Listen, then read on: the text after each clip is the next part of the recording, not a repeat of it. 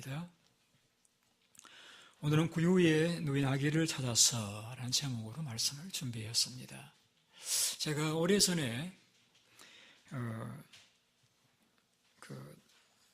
플로리다 해밍웨이가 살았던 집을 방문한 적이 있었습니다. 거기에는 그가 기르던 그 고양이들에게 그 유산을 주었기 때문에 공항에 이마들로 살고 있는 그러한 집이었습니다. 거기에서 저는 이 노인과 바다라는 작품을 생각을 해보았습니다. 여러분 잘 아시는 내용이죠. 어떤 노인이 고기를 잡기 위해서 바다로 나갔습니다. 85일째 되는 날 큰 청새치라는 큰 고기를 잡습니다. 근데 고기가 너무 커서 배에 올릴 수도 없는 그런 큰 고기였습니다. 그는 이 고기를 낚시로 잡긴 했습니다마는 살아있는 고기를 배에 묻기 위해서는 3일 이상 시간이 필요했습니다. 그물을 누르고 또 작살로 고기를 또 이렇게 찌르고 이렇게 해서 겨우 3일 만에 늘어진 고기를 배 옆에 묶었습니다. 그리고는 이제 이걸 팔아가지고 이제 그 돈으로 할 일들을 꿈꾸면서 항구로 돌아오기를 시작했습니다. 돌아오는 과정에 상어의 습격을 받게 됩니다. 또 가진 작살로 상어들을 죽였습니다. 벽상어도 죽이고 다른 상어들도 노에다가 작살을 메어서 찔러 죽여서 그 상어떼를 물리쳤습니다. 그러나 그 청새치 고기에서 나온 그 냄새를 맡은 상어떼에 의해서 밤에 다시 공격을 받고 그 모든 고기점들은 상어에 의해서 다 뜯기고는 그래서 아침에 항구에 도착했을 적에는 그 고기는 온데간데없고 고기 뼈만 남아있는 그래서 돛대를 빼서는 덩치없고 씹어봐서 두고서는 방 안에 들어가서 이제 골아 떨어지는 그 스토리. 그 노인과 바다의 이야기는 인생의 허무, 참 살아가면서 일생을 바쳐서 헌신하는 것과 같은 그런 결과가 앙상한 물고기 뼈밖에 없는 것과 같은 우리 살아가면서 혼신의 힘을 다해서 직장과 생업터에서 생존 경쟁을 뚫고 살지만은 결국 내게 남는 것은 물거품과 같은 허무한 인생의 허무를 그린 책이라고 여겨집니다. 저는 오늘 설교의 요지는 어떻게 하면 우리가 우리의 삶의 종국에 이르렀을 적에 또 우리 살아가면서도 참 허무하다. 내가 이렇게 발버둥을 치며 살아왔는데 아무것도 잡은 것이 없는 허무하다. 내가 왜 살았는가. 그러한 자리에 이르지 아니하고 참 좋다. 참 행복하다. 라고 말할 수 있는 그래서 여러분의 입술에서 허무의 한숨 소리가 아닌 감사 찬송의 노래가 나올 수 있으려고 하면은 어떻게 되겠는가? 오늘 우리 본문에서 목자들에게서 좀 배우자 하는 뜻에서 인생 허무를 극복하는 삶 몇 가지를 생각해 보고자 합니다. 본문의 내용을 지난주에 이어서 주신 본문이기 때문에 여러분 쉽게 내용을 이해하실 것입니다. 천사가 들의 양을 치고 있는 목자들에게 예수님의 탄생 소식을 알려주게 됩니다. 큰 기쁨에 좋은 소식을 알려주었습니다. 그런데 그 큰 기쁨에 좋은 소식이라고 하는 것은 베들레헴에 가게 되면은 구유에 누워있는 아이를 보게 될 것이다. 그 아기는 바로 너희들을 위해 이 땅에 오신 바로 구세주님이시다 하는 것이죠. 가서 이 구주를 보라고 했습니다. 그래서 이 목자들은 한밤중 또 가로등도 없는 그 시대에, 자동차도 없는 그 시대에 거친 들판을 넘어지면서 자빠지면서 넘어지고 자빠지는 것이나 하여튼 이제 그렇게 가서 그 베들레헴의 캄캄한 그 동네에 어느 외양간에 있는지를 다 뒤져서 결국 이렇게 구유에 누워있는 아기 예수를 만나고 그의 경배를 하게 되어지죠. 그리고는 그들은 그 후에 찬송하면서 돌아오게 되었습니다. 여러분, 달려갔고 만났고 찬송하며 돌아왔다. 우리도 우리의 삶을 달려가서 예수님을 만나고 우리도 찬송하며 돌아올 수 있으려고 하면은 어떻게 해야 되겠는가? 먼저 우리는 구유에 누워있는 아기가 무엇을 의미하는가를 생각하셔야 됩니다. 여러분, 우리가 성경을 보게 되면은 이런 질문을 가지게 됩니다. 이제 우리는 통상적으로 많이 들었던 이제 주제이기 때문에 예수님은 우리의 죄를 위해서 십자가를 지셨고 그 예수를 믿음으로 우리가 죄 사함을 받았고 영생 얻었다.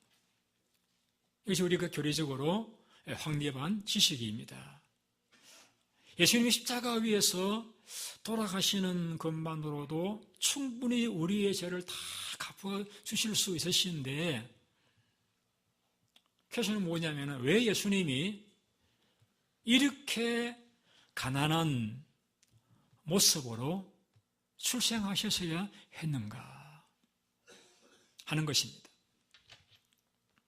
하나님이신 예수님이신데 왕궁에서 태어나셔도 엄청나게 부족할 터인데 평범한 가정도 아니고 그 외양간에서 태어나셔서 누일 침대가 없어서 구유에 뉘어 계셔야만 했는가?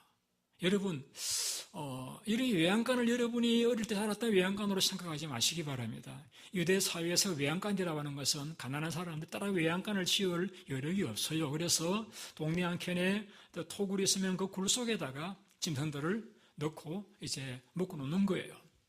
그 안에는 냄새나고 또 빛도 안 들어오고 또 공기도 안 통하니까 이제 통풍이 안 된 그런 오물이 넘치는 캄캄한 짐승들만 있는 그런 더럽고 불결하고 어두운 그런 곳. 그것이 성경에 나오는 외양간입니다, 여러분. 혹은 좀 나은 사람들은 집에 이렇게 다락같이 되어 있어가지고 1층에서는 부엌이 있고 2층에 올라가서 이렇게 잠을 자고 잠잘 적에는 바깥에 있던 묶어놨던 짐승을 끌어들어와서 그 부엌 한 옆에 묶어놓는 그것이 하나 소위 외양간 역할을 하는 그런 시대.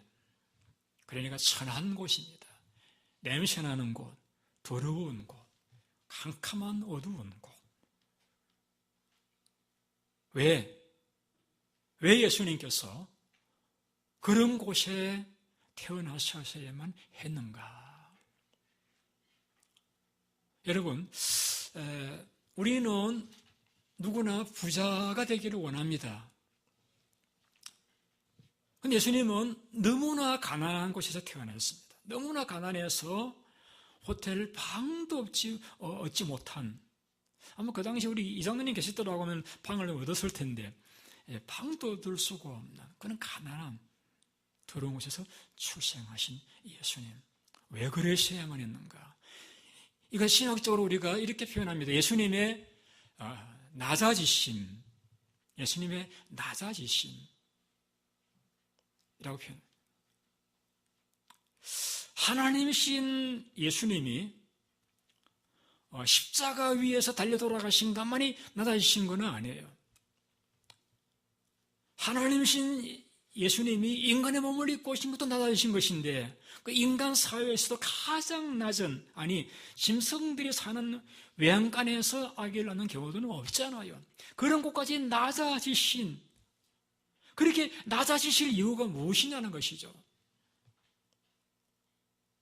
그렇게 가난하게 되실 이유가 무엇이냐는 것이죠. 그래 가난하게 안 되셔도 우리를 위해 돌아가시는 거 구원받을 수가 있는데 왜 그렇게 가난한 자리에 낮아지셔서야 하셨나는 것입니다. 이 사실을 바울은 고린도서 8장에 이렇게 표현했습니다. 우리 구주 예수 그리스도의 은혜를 너희가 알거니와 부유하신 자로서 너희를 위하여 가난하게 되셨다. 그 이유는 그의 가난함을 인하여 너희를 부유하게 하려 함이라. 쉽게 표현하면 주님이 가난하게 되신 건 우리가 부자 되도록 하기 위해서 그 말이죠. 그래서 부유하게 하라는 말씀은 단순히 물질적인 부유만을 이야기하는 건 아닙니다. 물질적인 부유를 포함해서 하나님의 그 부유하심, 또 단도직입 말하면 천국을 소유할 수 있는 하나님 안에 있는 그 천국, 영적인 그 부요를 우리가 누리도록 하기 위해서 예수님이 가난하게 되셨다는 것입니다. 여러분 가난한 분들이 오해하지 않으시기를 바라며 설명 좀 더 드리긴 하겠는데요. 가난은 하나님 저주의 결과입니다. 우리가 신명기 28장을 보시게 되면 하나님의 불순종하는 사람들이 받는 그 저주 가운데 가난이 나와요. 하는 것마다 안 돼요. 너무너무 가난해져요. 가난은 저주예요. 그래서 아담과 하와가 범죄한 이후에 하나님께 벌을 받아서 그 에덴 동산을 상실하다니 가난은 저주예요. 저주의 결과예요. 죄의 결과예요. 주님께서 부유하신 자로서 가난하게 계신 것은 이제 우리의 영혼만 구원해 주시는 것이 아니라 우리로 이 땅 위에서 부유하게 살도록 하기 위해서 하나님 안에 있는 그 부유와 물질적인 부유를 포함해서 우리가 부유한 이 땅의 천국의 부유함을 누리며 살도록 하기 위해서 그 죄의 결과인 가난, 그러니까 가난이라고 하는 죄의 결과까지라도 우리에게 남기지 않기 위해서 주님이 그 비참하고 천한 자리에서 태어나셨다는 것이죠. 우리가 이 본문 사실은 성탄절 때 많이 사용하는 본문이잖아요. 사실 성탄절 그 시의 상황, 그 분위기가 너무 안 맞는 본문이에요. 왜냐하면은 주님은 너무너무 가난한 천한 자리로 내려오셨는데 분위기가 사실 고난 주간에 맞는 말씀이에요. 여러분 우리가 높아지는 건 다 원하고 좋아합니다. 그러나 가난하고 천하고 낮아지는 것 누구나 원치 않아요. 주님의 고난을 생각할 때 우리 십자가만 생각하셔서는 안 됩니다.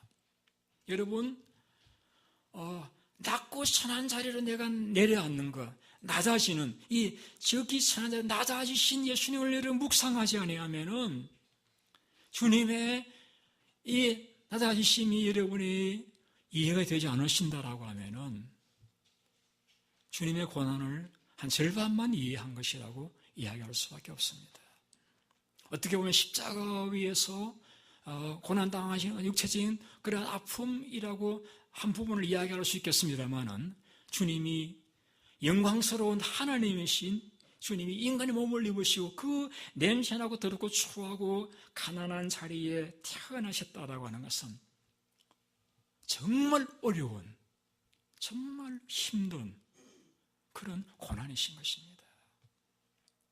그 고난은 아까 말씀드렸던 대로 우리에게 남겨진 그 죄의 결과인 가난을 해서 우리를 자유케 해주시기 위해서 우리를 영적으로 부유한 천국을 소유하도록 하기 위해서 주는 그 자리로 내려가셨던 것입니다.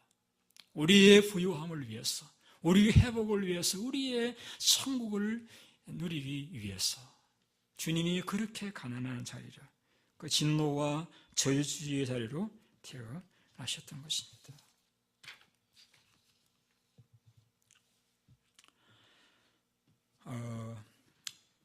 이사야는 이사야 53장에 이렇게 예수님에 대해서 예언했습니다. 그는 멸시를 받아서 사람들이 실어버린 바 되었다. 멸시받는 자리, 실어버린 바 되는 자리로 주님이 처하여지셨다는 것이죠. 왜? 우리가 멸시를 당하지 않도록 하기 위해서, 우리가 하나님께 사람에게 시력 버림받지 않도록 하기 위해서 주님이 시력 버림받는 그런 누구도 환영하지 않는 그런 자리로 본영을 받으셨다는 것이죠. 여러분, 누가 가난한 자의 이웃을 줄 수 있습니까? 가난한 자입니다. 누가 가난한 자의 마음을 잘 공감할 수 있습니까? 가난한 자입니다. 누가 가난한 자들을 하나님께로 이끌 수 있습니까? 가난한 자입니다. 주님이 가난하게 되신 것은 또 다른 이유는 어쨌든 가난하게 된 고통을 살아가는 많은 사람들을 하나님으로 이끌 수 있기 위해서 주님은 그 가난한 자리로 가셨던 것입니다. 우리가 받을 그 모든 저주를 다 담당하시고 가난하게 태어나셨고 가난하게 사셨습니다. 그리고 이 은혜를 기억하시면은 내가 그럼 어떻게 살아야 될 것인가? 주님께서 나를 돕기 위해서, 내가 이 땅 위에서 더 이상 가난과 저주에 굴려 살지 않도록 하기 위해서, 나를 영적인 부유함을 누리며 살기 위해서 그렇게 낮아지셨다라고 하면은 나도 그 주님의 삶의 자세를 따라 살아가야 하지 않겠는가?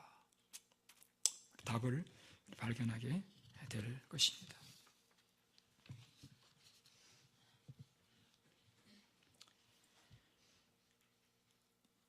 두 번째, 우리가 헛되지 않는 삶을 살아갈 수 있기를 원한다라고 하면은 구유에 누워있는 아기를 자선하셨던 목자들처럼 살아가야 됩니다.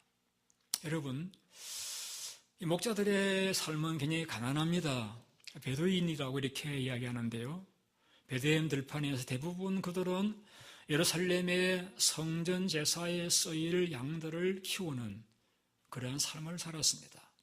그러니까 성전 제사에 드릴 양들이니까 흠이나 부족함이 있으면 안 되기 때문에 그들은 양을 돌보는 일에 최선을 다해야 됐습니다. 밤에도 담장을 자지 못하고 양을 지켜야만 했습니다. 어느 날 천사가 와 그들에게 알려줍니다. 다윗 동네에 너희를 위해 구정을 하셨는데 그리스도 신이라 강보에 쌓여 구유에 있는 아기를 가면 보게 될 것이다. 가서 보라는 것입니다. 여러분, 그때에 우리가 정상인이라고 하면 순간적으로 계산을 합니다. 자, 내가 가서 보고 뭘 얻을 것인가? 여러분, 구유에 누워있는 아기입니다. 그 다음 구주라고 말씀을 하시지만 구유에 누워 계신 아기가 그들에게 줄 수 있는 것은 아무것도 없어요. 물질적인 유익이 전혀 없는, 기대되지 않는. 근데 밤은 깊고 어두운데, 길도 험한데, 내가 가고 난 뒤에 양떼가 어떻게 될 것인지도 알 수 없는데, 또 많은 동네를 이제 뒤져야 되는데,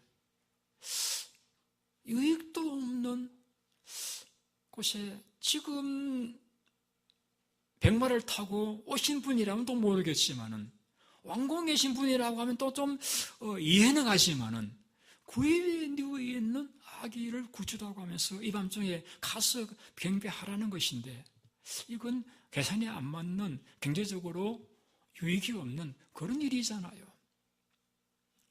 일반적으로 그들이 예상하는 구주의 모습은 백마를 타고 와서 로마 정부로부터 그들을 독립시켜주고 나라를 부강하게 하는, 잘 살게 하는 그러한 정치적인 메시아를 기대하고 있었는데, 구유에 누워있는 아기가 구주라고 하니까 받아들이기 힘든 하나님의 말씀이었습니다.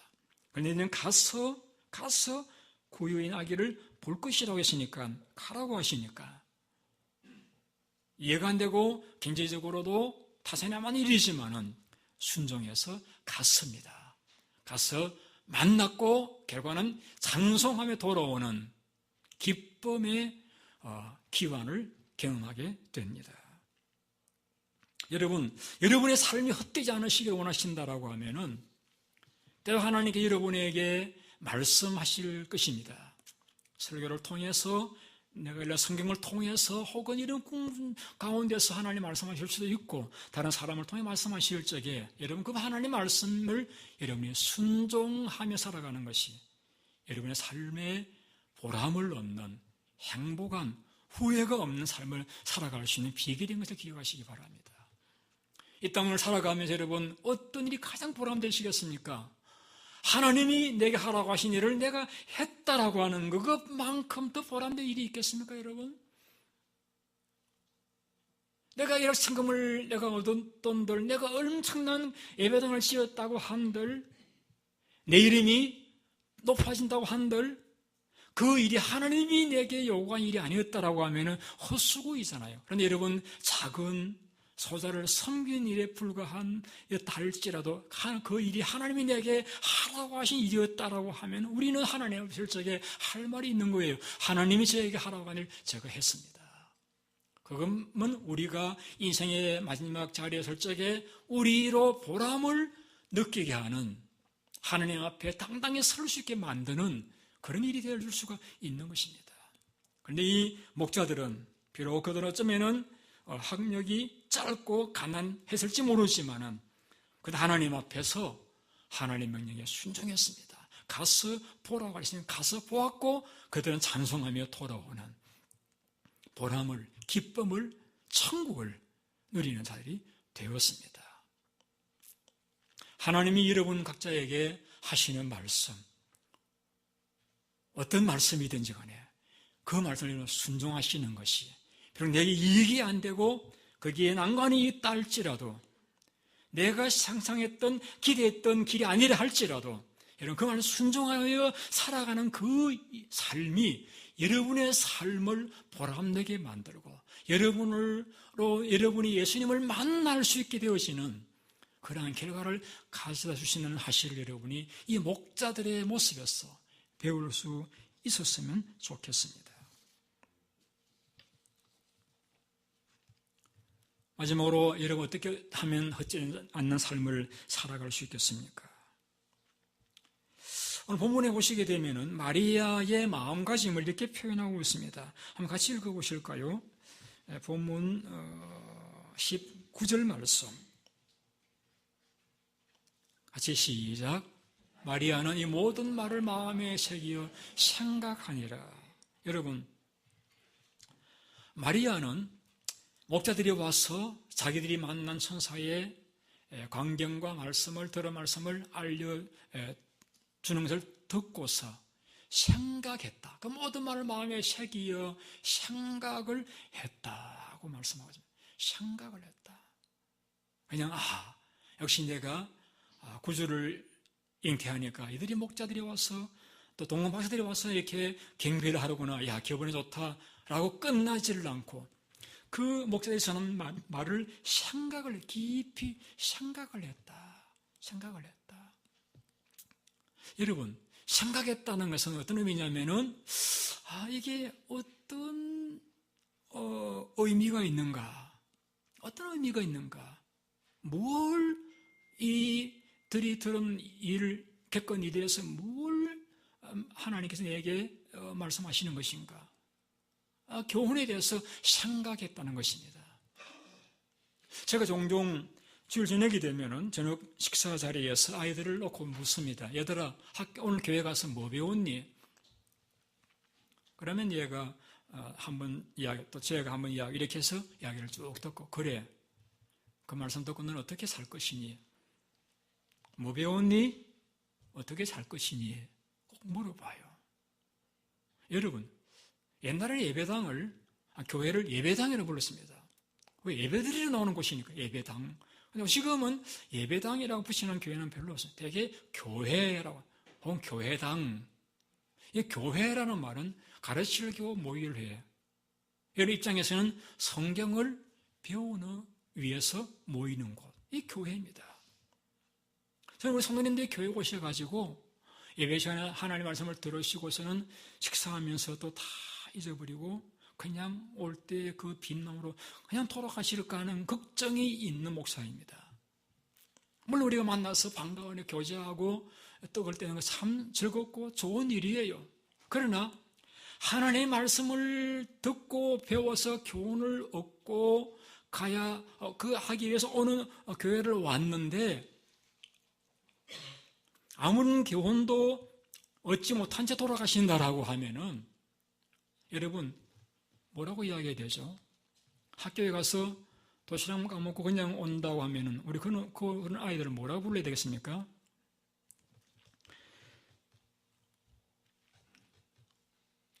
우리 교회를 왔으면은 오늘 하나님 내게 이 말씀하셨다. 이걸 내가 깨달았다. 이런 붙들고 가셔야 돼요. 그러지 않으면 이런 교회를 잘못 나오신 거예요. 제가 한 번은 트레드밀에서 이렇게 운동을 하고 그러면서 이제 모니터에다가 다른 교 목사님 설교를 듣기도 하고 강의를 듣기도 하는데 제가 한번 이렇게 이제 다른 목사님 설교 들으면서 목사님은 제 본문을 가지고 왜 이렇게 설교할까? 그게 아닌데 이런 생각 혹은 또 저 목사님은 왜 말투를 저렇게 쓰실까? 왜 표정을 저렇게 왜 옷차림을 저렇게 했을까? 이런 소위 잡다한 것 제 집중하고 있는 자신을 발견하며 깜짝 놀랐습니다. 야, 박 목사, 너 설교를 또 강의를 들으면서 뭐 하고 있는 거야? 나 설교를 왜 듣고 있는데? 설교를 들으면은 오늘 저 목사님을 통해서 저 목사님 뭘 말씀하시려고 하시는 거야? 핵심을 붙들려고, 교훈을 얻으려고 해야지. 왜 아무것도 아닌 잡다한 것들을 비판하기 위한 동경의 설교를 듣는 거? 너 도대체 뭐 하고 있는 거야? 저 자신을 제가 깜짝 놀랐으면 아니지, 이게 아니지.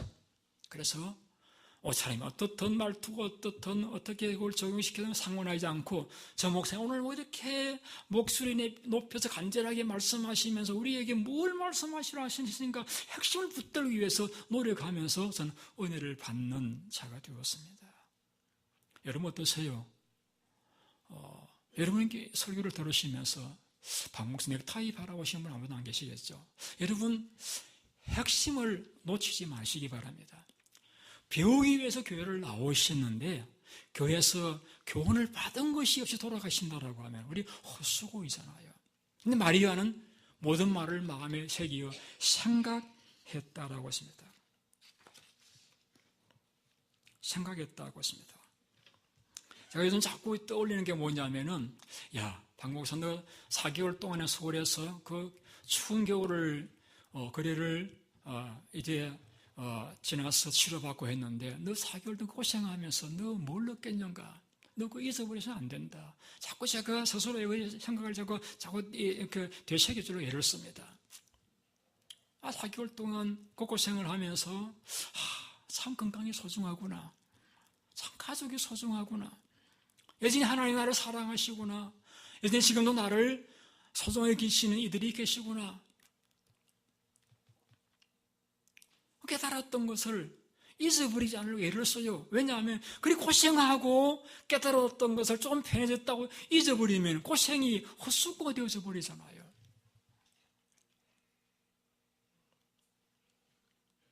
우리는 마리아처럼 우리의 삶을 헛수고의 삶을 살지 않기 원하신다라고 하면은 이 모든 말씀을 마음에 새겨 생각하는 하나님이 오늘 나에게 뭘 말씀하시 이 역경과 어려움을 통해서 하나님 나에게 뭘 깨닫기를 원하시는가를 깊이 생각해서 교훈을 여러분이 얻을 수 있다라고 하면은 여러분의 삶은 결코 헛되지 않는 그런 삶을 살아가게 되실 것입니다. 제가 마리아라고 하면 상상해 보았습니다. 내가 마리아라고 생각하고 예수님을 잉태했습니다. 그런데 출산을 하려고 보니까 외양간입니다. 그때 여러분 한 번쯤은 하나님 이게 뭡니까? 제가 원해서 된 일도 아닌데 하나님이 나를 쓰시겠다고 해서 쓰시라고 했는데 그러면은 해산하는 그 자리라도 좀 편하고 따뜻한 곳이 되는 거 아니에요, 하나님? 그런데 이게 몸이 냄새나고 더럽고 어둡고 캄캄하고 춥고 이게 뭡니까? 한 번쯤 하나님 이게 뭡니까? 여러분 인생에서 이렇게 하나님 앞에 하소연하고 싶은 순간적은 없었습니까? 제가 마리아라고 하면은 그런 마음이 한순간은 들었을 수도 있었겠다라고 생각을 했습니다. 그런데 성경을 보게 된 마리아가 한 번도 자기의 그 상황에 대해서 하나님 앞에 불평하거나 좌절하거나 한 흔적이 없습니다. 그럼 마리아는 오히려 그 모든 상황을 받아들였습니다. 내가 구세주를 해산하는데 주어진 조건은 너무나 천하고 어둡고 냄새나고 더러운 가난한 현실이지만은 내가 왜 이런 현실에 처해야 되는지 이유는 모르지만은 이 모든 상황까지라도 하나님께서 뜻이 계실 것이다. 이 모든 상황까지 하나님께서 결과적으로 아름답게 하실 것이다. 하나님 기쁨을 선내 계실 것이다 하는 믿음을 가지고 그 상황을 받아들였습니다. 원망하지 않았어요. 받아들였어요. 그래서 마리아가 아름다운 사람이 되어진 거예요. 얼마나 불평할 수 있는 상황인데 받아들이고 하나님의 뜻을 살펴보는 그 마음, 그게 아름다움. 그런 마음으로 살아가신 여러분, 어떤 상황에서 우리는 후회 없고 보람된 삶을 살아갈 수가 있을 것입니다. 예수님의 외양간 출생은 낮아지심이라고 제가 말씀을 드렸고요.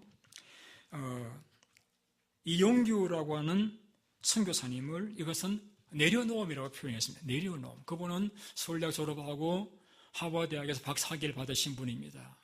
좋은 곳에서 교수 직제가 들어와진 거 다 그가 거절하고 몽골 선교사로 가게 되었습니다. 그는 그가 쓴 내려놓으면 책에서 내려놓음이란 무엇인가를 세 가지로 설명합니다. 저는 내려놓음이라는 것은 내가 가진 힘을 포기하는 것이다라고 했습니다. 우리 공부를 하면 학력이라고 하는 힘이 생기고 돈을 모으면 금력의 힘이 생기고 어떤 지위 높아 올라가면 권력이라는 힘이 생깁니다. 그런 사람은 그 힘을 내가 노력해서 얻은 내 것이라고 생각합니다. 그걸 내려놓으라고 하면 왜 내 것을 내가 애써서 얻은 권력을 힘을 왜 빼앗느냐고 빼앗긴다고 생각합니다. 그런데 그걸 내려놓는다는 것은 그걸 빼앗긴다고 생각하지 않고 나는 이것이 귀하고 노력 결과이긴 하지만은 나는 이것으로 인해서 만족하는 삶을 살지 않고 하나님으로 만족하는 삶을 살겠습니다라는 것.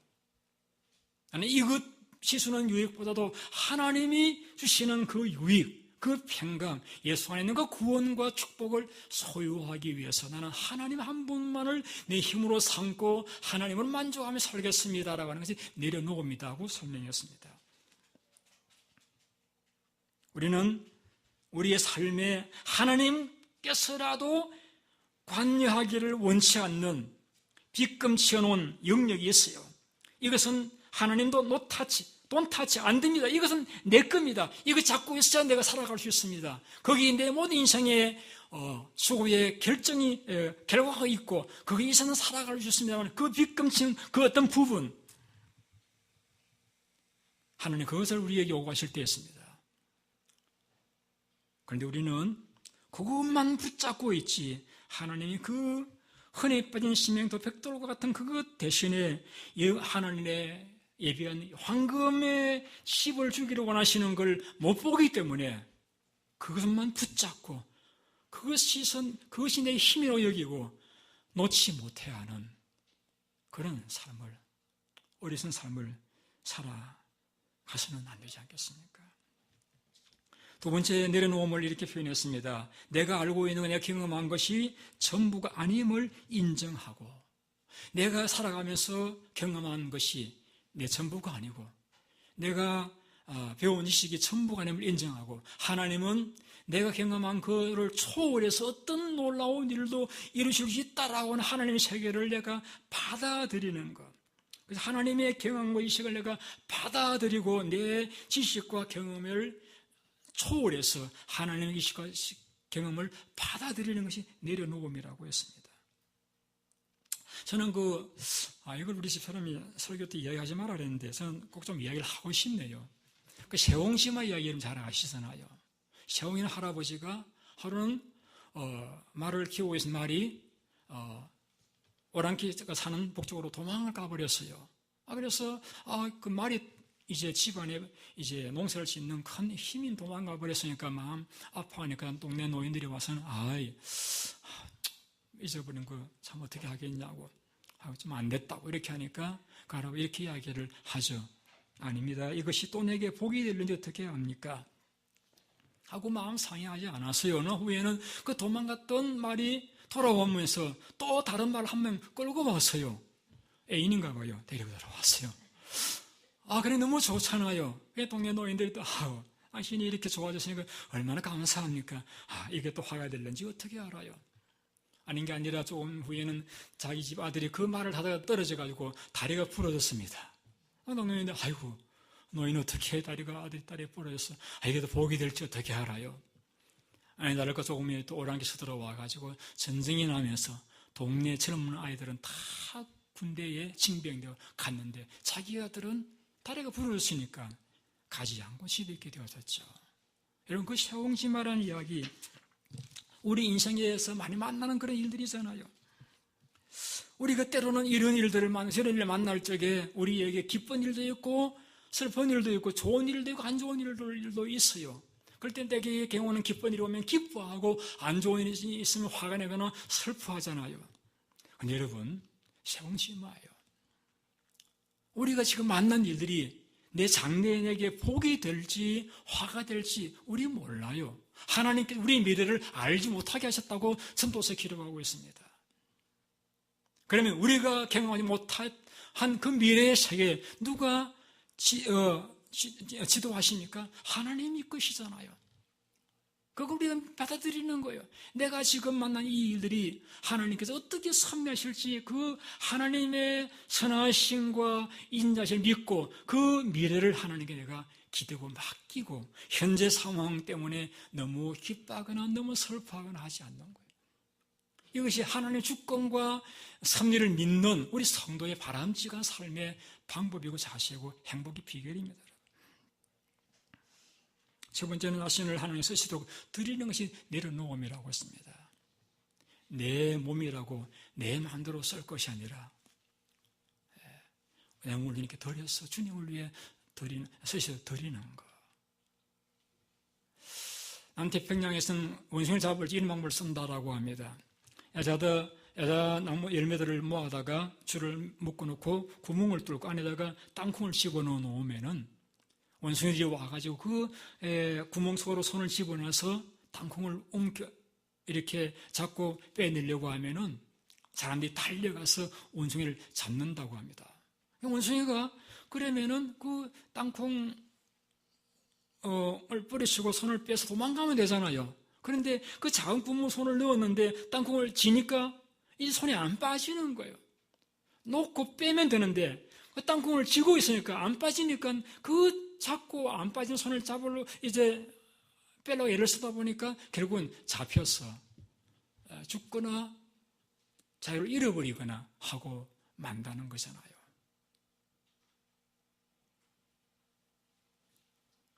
얼마든지 우리가 이 땅 위에서 자유를 누리며 살아갈 수 있어요.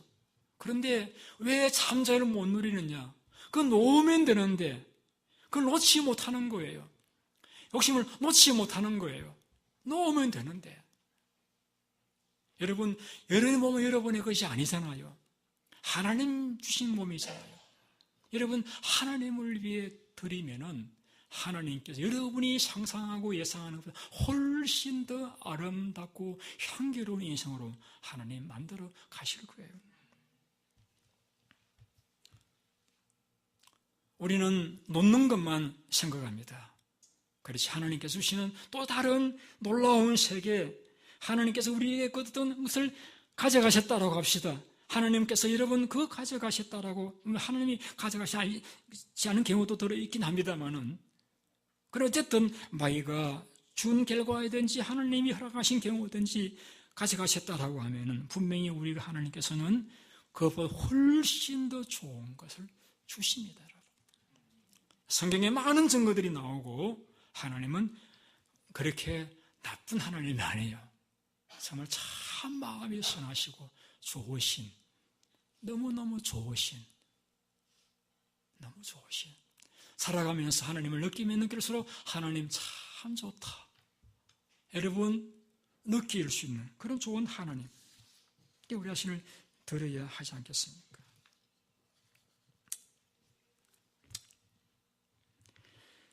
제가 서울에 치료를 받는 가운데 병원 치료를 마치고 집에 와서 통원 치료하는 동안에 한 번은 우리 오창인 집사님의 부친으로부터 전화가 왔습니다. 목사님 만나 뵈었으면 합니다.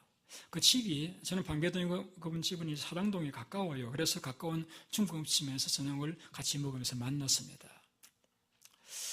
식사를 마친 자리에서 저에게 부탁을 했습니다. 목사님, 제가 병원에서 사역하고 있는 거 아시죠? 라고 하면서 그 이제 모친 송 목사님께서 부탁하시기를 12월 중순에 그 환자들을 위해서 오셔서 한번 설교를 해달라는 것이었습니다. 순간적으로 내가 밥을 잘못 먹었구나 생각이 들었습니다만은 그래도 저렇게 환자들을 수고하시는데 내가 가서 또 내 어떤 감정이 어디에 도움이 된다라고 하면 가야지 하는 마음으로 준비해서 갔습니다. 가서 보았더니 한 100여 명의 환자들이 이렇게 모였는데 대부분이 마비 환자예요. 어떤 분은 교통사고를 당해서 하반신 마비가 와서 1년 반 이상 병원에서 그냥 지내는 청년도 있고, 어떤 아이는 멀쩡한데 마비가 와가지고 사지육체가 다 마비되어서 부모가 넓게 돼서 돌보는 그런 마비 환자, 대부분 마비 환자들이 대부분을 차지하고 있어요. 그때 제가 그 송목사님 왜 저를 부르시는지를 깨달았습니다. 목사님도 얼굴 마비가 왔으니까 느낀 게 계시지 않겠어요? 그걸 좀 이야기해 달라는 것입니다. 그래서 제가 이 본문을 가지고 설교를 이렇게 했습니다. 여러분, 여러분이 마비고 아프시니까 사람들이 좋아하지 않죠. 저도 제가 얼굴이 일그러지니까 사람들이 그렇게 좋아하지 않는 것 같더라고요. 그런데 여러분, 세상에서는 가족도 친척도 아픈 사람은 다 좋아하지 않아요. 그런데 예수님께서는 수고하고 무거운 짐진 사람들을 다 내게 오라고 했습니다. 예수님은 우리를 좋아하셔요. 여러분, 이렇게 예수님은 환자라고 가난하다고 해서 외면하지 않고 좋아하시는 분이세요. 여러분, 저는 지나간 생을 살아오면서 그렇게 내 얼굴이 일그릴 정도로 큰 죄를 지었다고는 그리 생각되지 않아요. 그런데 제가 이 병이 왔습니다. 여러분, 성경 욥이라는 사람도 나오는데 잘못한 것이 없어도 어려운 일은 만날 수가 있어요, 여러분. 병이 꼭 죄의 결과라고만 이야기할 수는 없어요. 그러나 우리가 병 들었어도 예수님 우리를 기뻐하고 환영하고 좋아하셔요. 그리고 하나님은 지금도 나를 사랑하십니다. 그래서 이런 일들을 겪었고 저런 일을 겪었습니다. 제가 겪었던 하나님의 사랑의 사인들을 간증을 나누었습니다. 그분들에게 좀 격려가 되었으면 싶은 마음에서, 여러분이 아픈 것이 여러분의 제 결과가 아니에요. 그래서 제 결과라고 하더라도 하나님 여러분을 여전히 사랑하십니다. 여러분이 하나님을 의지하신다고 하면은 그 아픔의 상황이 어떤 좋은 결과를 가져올지는 몰라요. 분명 하나님이 선하시기 때문에 좋은 결과를 가져다 주실 것입니다. 혹 낫지 않으셔도 저는 그렇게 생각합니다. 제 얼굴이 안 돌아와도 저는 행복합니다. 왜? 제가 주님을 모셨기 때문에, 지난 날들이 이미 저는 많은 복을 받았기 때문에 저는 감사하고 찬송할 것입니다. 여러분은 미래 제가 알지 못하지만 하나님 선하시기 때문에 여러분의 삶을 아름답게 하실 것입니다. 혹 여러분의 기대하는 되지 않으신다 할지라도 하나님 얼마나 귀하신 분, 그분을 모시고 살아가는 것이 얼마나 진정한 행복인 것을 여러분이 날마다 경험하여 누렸으면 좋겠습니다. 제가 그런 말씀으로 그분들에게 위로해드리고, 돌아오는 길에 이런 생각이 들었습니다. 우리 오지사님의 부친과 모친은 자비에서 살만한 그런 분들, 이미 은퇴하셔서 생활에 될 정도의 넉넉한 삶을 사시는 분들로 알고 있습니다. 그런데 사례도 받지 않는 그 의정부 한 구석에 있는 그 병원에 가서 그 얼마 안 되는 환자들을 위해서 수요일 가고 주일 가서 그들을 왜 섬깁니까?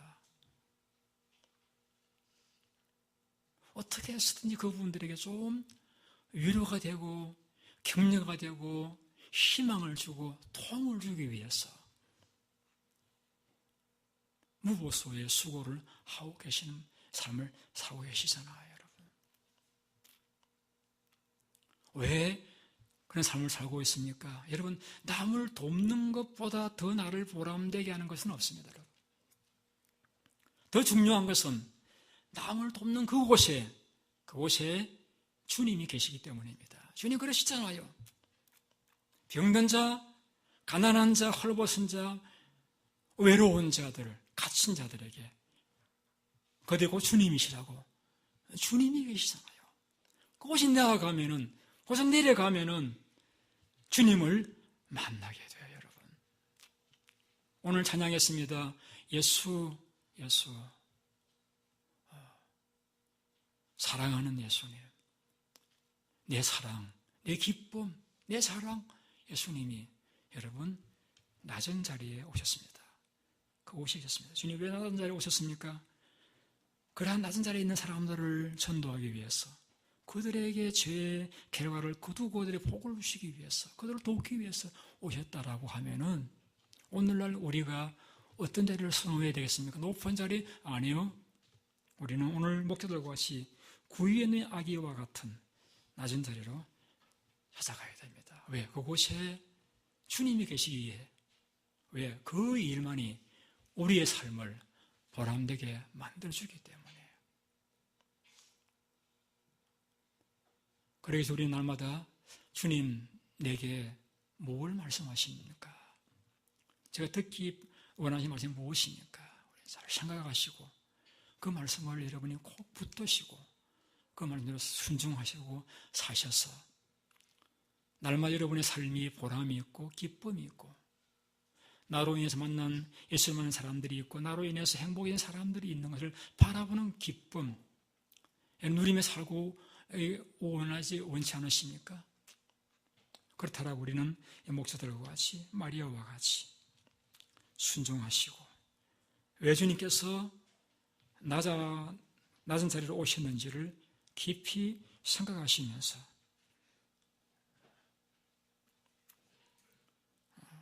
늘 주님을 만나서 기쁘고 행복한, 나는 예수가 좋아요, 그것이 여러분의 입술의 노래만이 아니라 여러분의 삶의 감정과 감격이 될 수 있으시기를 주님의 이름으로 축원드립니다. 기도하겠습니다.